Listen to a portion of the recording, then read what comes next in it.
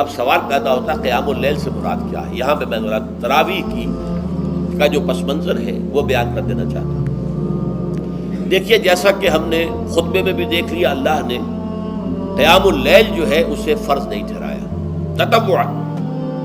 قرآن مجید میں بھی اس کا کوئی ذکر نہیں، احادیث میں اس کی تشویق و ترغیب پوری موجود ہے۔ ایک اور حدیث بھی ہم بعد میں پڑھیں گے اس پر۔ اس کا پس منظر کیا تھا کہ اس کو چھوڑ دیا گیا۔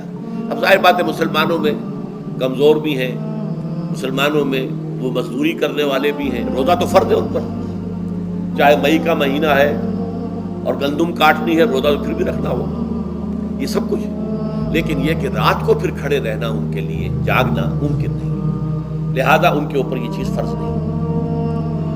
حضور نے تراویح کی نماز یا قیام اللیل نہ اسے فرض قرار دیا، نہ اس کے بعد جماعت کوئی اہتمام کیا مستقل، صرف 3 راتیں آپ نے جماعت کروائی ہے، اس میں 8 رکعتیں آپ نے پڑھی ہیں کہ جو آپ کا معمول تھا تہجد کا وہ پڑھی، اور تہجد کے وقت ہی جماعت کرائی ہے۔ یہ ہے وہ حدیث۔ اس کے علاوہ کسی نماز تراویح جو ہے جو ہم پڑھتے ہیں 20 رکعتیں عشاء کے ساتھ متصل، اس کا کوئی ذکر نہ دور نبوی میں ہے نہ دور صدیق اکبر میں ہے۔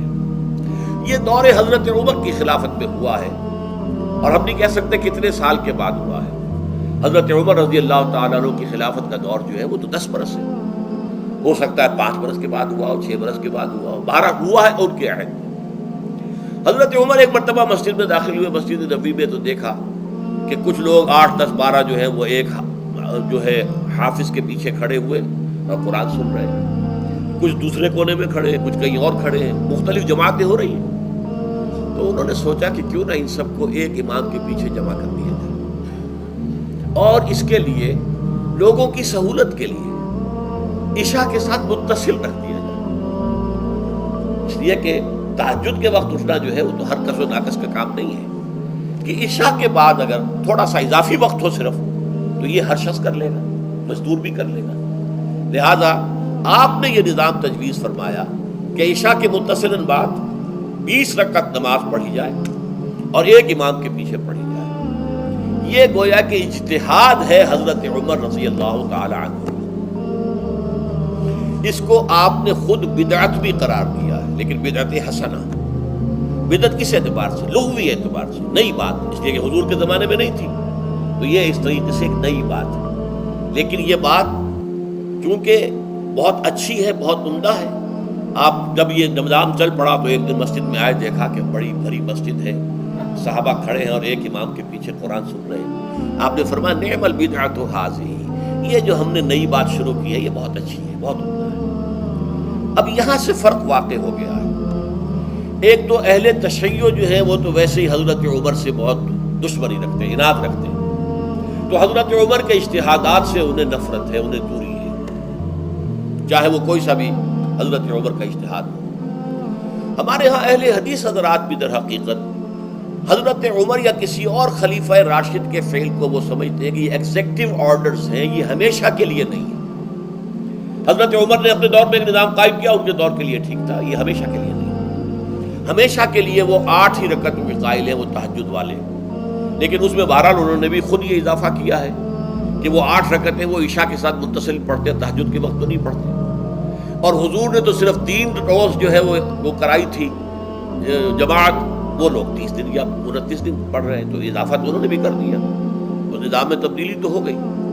لیکن اہل سنت جو کہلاتے ہیں، ہمارے جو 4 جو ہیں، جو ہمارے مسلک ہیں، حنفی، مالکی، شافعی، حنبلی، ان کا اتفاق ہے اس پر حضرت عمر کا، کیونکہ ان کے سامنے اصول یہ ہے کہ حضور نے فرمایا علیکم بسنتی وسنت الخلفاء الراشدین المہدیین، تم پر لازم ہے کہ میری سنت کو پکڑو مضبوطی کے ساتھ، اور میرے خلفاء راشدین مہدیین جو ہیں ان کی سنت کو پکڑو۔ اس اصول سے یہ 4 فقہ جو ہیں حضرت عمر کے اجتہادات جو ہیں ان کو بھی پابندی سمجھتے ہیں کہ تمام عمر کے لیے، قیامت تک کے لیے امت مسلمہ پر ان کی پیروی لازم ہے، لہذا اس میں اجماع ہے۔ اور یہاں تک کہ یہ سب سے آخری جو اس میں مسلک پیدا ہوا ہے زمانی اعتبار سے، سب سے پہلے مسلک جو ہے حنفی پیدا ہوا ہے، پھر مالکی پیدا ہوا ہے، پھر شافعی پیدا ہوا ہے، اور پھر حنبلی آخری ہے۔ اور امام احمد ابن حنبل بہت بڑے محدث بھی ہیں. مسند احمد ابن حنبل جو ہے وہ بہت بڑی کتاب ہے، بہت اہم کتاب ہے، جامع کتاب ہے. تو ان کے ہاں بھی 20 رکعتیں ہیں. چنانچہ حرمین شریفین میں، سعودی عرب میں، مکے اور مدینہ منورہ میں جو نماز تراویح ہوتی ہے اس کی 20 رکعتیں ہیں. لیکن اہل حدیث حضرات جو ہے وہ اس 8 کے اوپر اکتفا کرتے ہیں. بہرحال یہ ایک اختلاف ہے جو میں نے اس کا پس منظر بیان کر دیا. لیکن اس 20 رکعت نماز سے ادا کرنے سے، جو کہ زیادہ سے زیادہ 50 منٹ یا 1 گھنٹہ لگتا ہے، اس سے وہ قیام اللیل کا حق ادا نہیں ہوتا. قیام اللیل کا تو کچھ اور ہی تقاضا ہے. قیام کسے کہتے ہیں؟ یہ سورہ مزمل سے واضح ہوتا ہے. یا ایھا المزمل قم اللیل الا قلیلا نصفہ او انقص منہ قلیلا او زد علیہ ورتل القرآن ترتیلا. آدھی رات یا آدھی رات سے کچھ کم، یعنی تہائی رات، یا آدھی رات سے کچھ زائد، 2/3 رات، یہ ہے قیام اللیل. چنانچہ سورہ مزمل ہی کی آخری آیت جو دوسرا رکوع مشتمل ہے جس پر، اس میں صاف کہہ دیا گیا ان ربک یعلم انک تقوم ادنی من ثلثی اللیل ونصفہ وثلثہ وطائفۃ من الذین معک. اے اللہ کے نبی، اللہ خوب واقف ہے کہ آپ بھی اور آپ کے ساتھ ایک جماعت بھی رات کو کھڑی رہتی ہے، 2/3 رات یا آدھی رات یا 1/3 رات. تو یہ سارا معاملہ جو ہے قیام اللیل کا، گویا کہ کم سے کم 1/3 رات پر اس کا اطلاق ہو سکے گا، یہ نہیں کہ 1 گھنٹے. اب اس کے ضمن میں دیکھیے حدیث پڑھیے.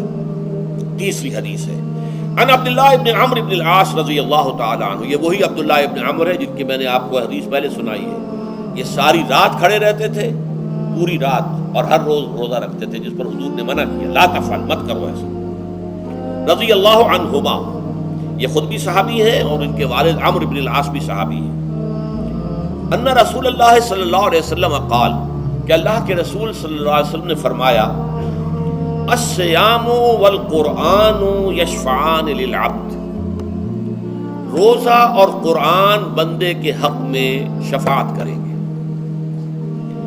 یقول الصیام، روزہ یہ عرض کرے گا اللہ کی جناب میں، اے رب پروردگار، انی منعتہ الطعام والشہوات بالنہار، میں نے تیرے اس بندے کو دن کے دوران کھانے پینے سے اور اپنی شہوت کا تقاضا پورا کرنے سے روکے رکھا. یہ میری وجہ سے روکا رہا، تو میری شفاعت اس کے حق میں قبول فرما.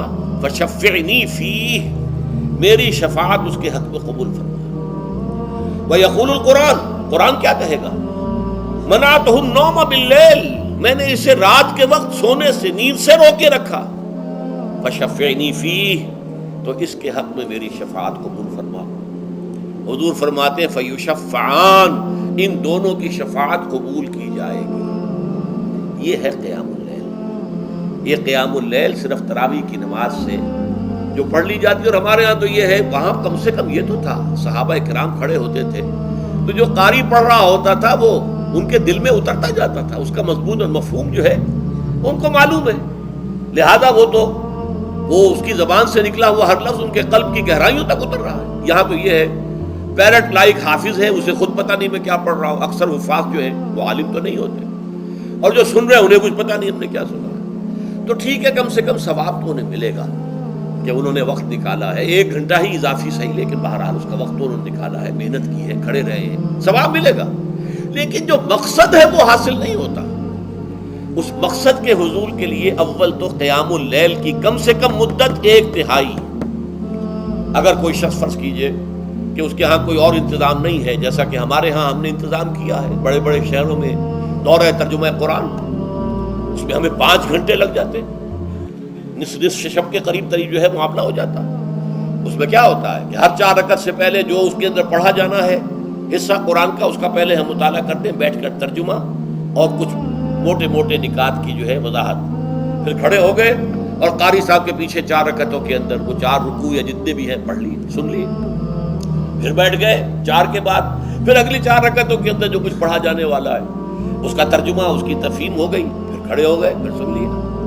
اس طریقے سے 5-6 گھنٹے میں تراویح ختم ہوئی. تو تراویح بھی ہو گئی، حضرت عمر کے اجتہاد پر عمل بھی ہو گیا، 20 تراویح ہو گئی. لیکن یہ ہے کہ اس کے ساتھ جو اصل غرض و غایت ہے قیام اللیل کی، وہ بھی حاصل ہوئی. یہ ہم نے 17 سال پہلے شروع کیا تھا یا 18 سال پہلے، اور وہ انشاءاللہ اللہ کے فضل و کرم سے اب چل رہا ہے. بڑے بڑے شہروں میں ہو رہا ہے، لاہور میں جن مقامات پر ہو رہا ہے وہ تازہ جو ندائے خلافت ہے اس کے اندر آپ اس کی فہرست دیکھ لیں. کراچی میں تو اس سے غالباً 3 گنا مقامات کے اوپر وہ کام ہو رہا ہے اور دوسرے شہروں میں بھی ہو رہا ہے. تو اس سے در حقیقت وہ غرض و غایت، وہ حکمت جو ہے پوری ہوتی ہے کہ یہ دونوں چیزیں پیرلل ہیں. من صام رمضان ایمانا واحتسابا غفر له ما تقدم من ذنبه ومن قام رمضان ایمانا واحتسابا غفر له ما تقدم من ذنبه. تو صیام اور قیام جو ہے ان دونوں کا حق ادا ہو جاتا ہے.